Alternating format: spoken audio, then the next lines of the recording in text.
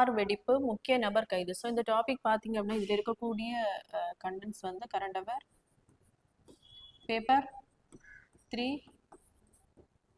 India and world. So இதில் வந்து டெரரிசத்தில் வந்து கவர் ஆகும்.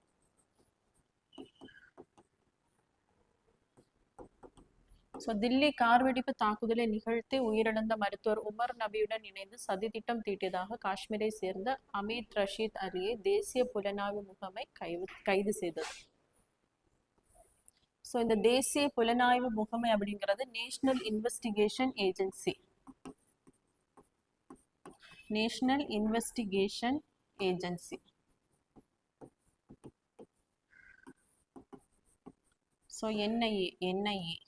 ஸோ எந்த ஆண்டு இந்த அமைப்பானது தொடங்கப்பட்டிருக்கும் அப்படின்னா 2009ஆம் ஆண்டு.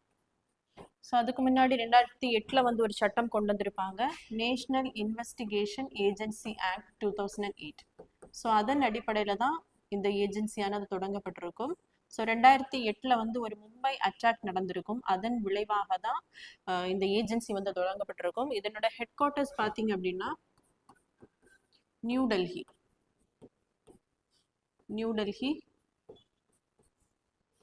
ஸோ நிறைய இடத்துல வந்து ரீஜனல் ஆஃபீஸஸ் இருக்கும். அதே மாதிரி இந்த ஏஜென்சி பார்த்தீங்க அப்படின்னா மினிஸ்ட்ரி ஆஃப் ஹோம் அஃபேர்ஸ் கீழே வந்து, so ministry of home affairs தான் இவங்களுடைய அந்த அட்மினிஸ்ட்ரேட்டிவ் மினிஸ்ட்ரி. நெக்ஸ்ட் பார்த்தீங்க அப்படின்னா இதில் இருக்கக்கூடிய டிஎஃப்எஃப்சி செல். ஸோ இதிலே இருக்கக்கூடிய ஒரு அமைப்பு தான் டிஎஃப்எஃப்சி செல், அதாவது terror funding and fake currency sell. So இந்த